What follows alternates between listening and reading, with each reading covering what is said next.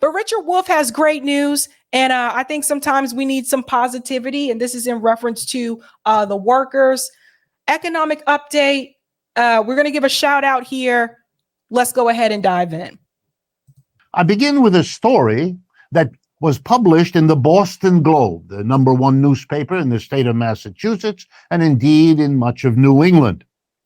On the 14th of June, a reporter named Dana Gerber told a story that is old but has some new twists. Here's the old part.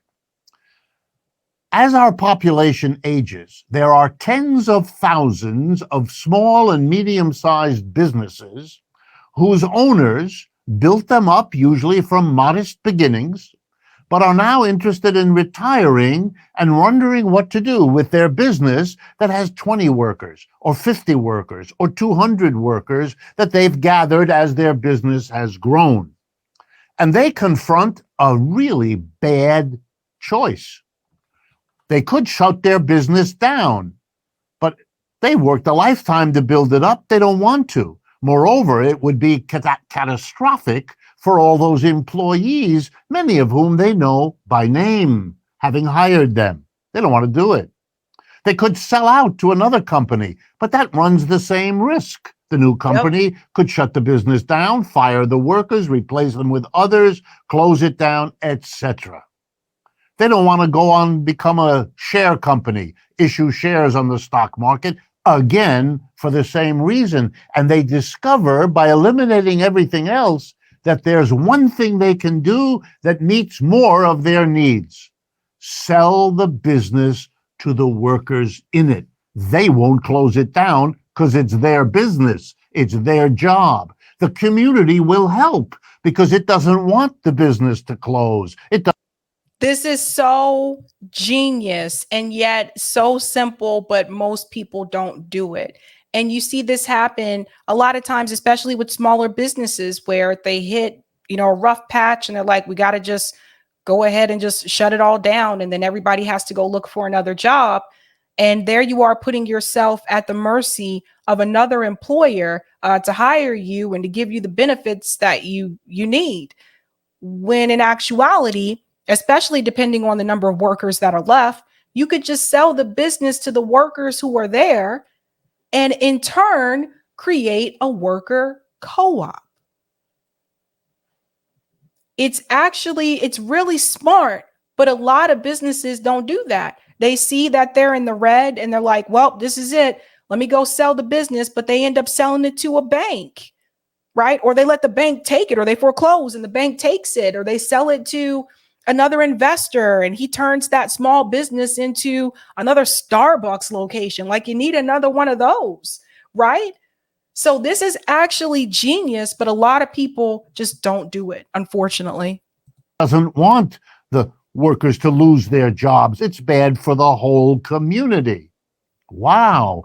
A basis for better community based on worker co-op businesses is a better solution to older people retiring off of their capitalist businesses than anything else available. And then Dana Gerber points out that the state of Massachusetts has just passed some legislation to enable and facilitate this conversion of capitalist businesses into worker co-ops for the benefit of the workers and the community. In other words, this is a way of showing that capitalism is not the best thing for a society. Something else is. Yep. Now, why do I say this? Because here's the basis for a whole new politics in America. A politics of worker co-ops together with a political party, a party for the co-ops, which is busy getting the state to help co-ops grow, to help co-ops replace capitalist enterprises for the security of the jobs, for the benefit of the communities. The co-ops could be the base of such a political party, giving it the votes and the funds to function. And the party could win rules, regulations, and laws that help these co-ops to grow out of. That makes perfect sense. So he's talking about connecting the worker co-op and have that connecting it to politics, but also have the worker co-op be the base or like the foundation for a political party. Of that relationship, a whole new politics could develop here in the United States. And you know what it would look like?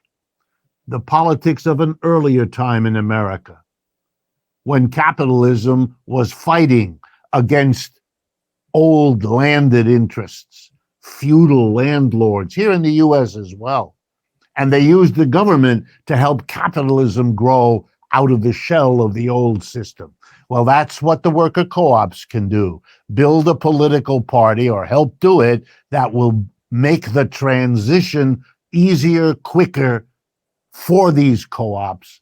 They need technical help. They need better laws. They need capital. Just this week, I read about the U.S. government making a $9 billion loan to the Ford Motor Company at below market interest rates. The Ford Motor Company can pay market interest rates. It's one of the biggest, richest companies in the world. Why is the government subsidizing them? And that's the same government that is nickel and diming food stamp recipients, making them work more hours to get their food stamp. Who gets subsidized? Who gets penalized? That's right. And they always jump in to protect and help the corporations when needs be. They always do. You know, we watch them bail out the banks. We've watched them bail out. I think it was General Motors was bailed out before as well. I think that happened under Obama. General Motors was bailed out. We watch them bail out like corporations, but they just don't bail out the people. So again, and I know we've talked about this multiple times before on the show, but again, this is a push for worker co-ops. And I think we need to talk about this more. Look at what's happening with the unions. Look at what's happening with UPS, with the employees. We talked to them at the labor organizing summit at RBN, and you notice the employees, what did they say? They said they don't want to accept this agreement. They said they do want to go on strike. Oftentimes, when the union members want something, unfortunately, union management doesn't always bring those asks to the table when it comes time for agreement. And oftentimes, union members aren't even offered a seat at the table. How much power do they really have? It seems like most of the power goes to the union management. And some of those union managers make a lot of money, more so than the workers do. But when you transition into worker co-ops, now you're giving the workers a little bit more power, because now all the workers own a piece of the company. So I'm not here to say that unions are bad. I'm not one of those people that thinks they're bad.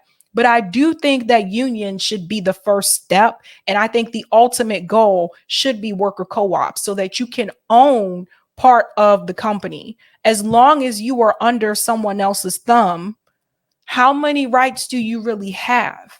And we've seen it, even if you do go on strike, depending on what industry you work in, we've seen the federal government step in and stop the strike. Congress has done this. The president has done this. So I like listening to Economic Update, because Richard Wolff gets you to think beyond what is possible and to try to fight for something better, I think. And I think that's really important. And I thought this was a good feel-good story, because yes, instead of selling your business, your small business, to the bank or to another investor, they're just going to tear it down and make it something, hoity-toity, frou-frou, like juice bar or something anyway. Why not just sell it to the workers, the people who are actually working there? That way you still get to keep it. Something to think about. But yeah, I think I'm gonna finish up here. Sorry. I want to shout out to the International Longshoremen and Warehousemen's Union on the West Coast. They struck the West Coast ports earlier this year. They did it after having waited almost a year while the companies didn't come across in negotiations. The old contract had expired a year ago, July 2022. And here we are coming on July 2023. Well, when they stopped talking and stopped the business from happening, wow, everything changed. They got a new contract. The strike is over. It's a 7-year contract, a 6-year contract, but it goes back retroactive to last year. So it's the last year plus 5 years. The workers got, ready, 32% increase in their salary across this 6-year contract. So I want to celebrate. That's a lot more than most other working people have been able to get or are likely to get. And it's because this union has a long history of walking off the job. When they sit down with the employer knows you don't come across to a reasonable compromise, we will strike you. And then you won't get any profit at all. They tried them. They tested them. They went on strike. 32%. While it's an amazing victory and an amazing achievement to get a 32% increase in your salary, let's be clear. If we have the same rate of inflation over the next 6 years, 5% a year, that we currently have, this 32% will mean they can't afford to buy any more 6 years from now with 32% more than they can buy right now. That is very, very true.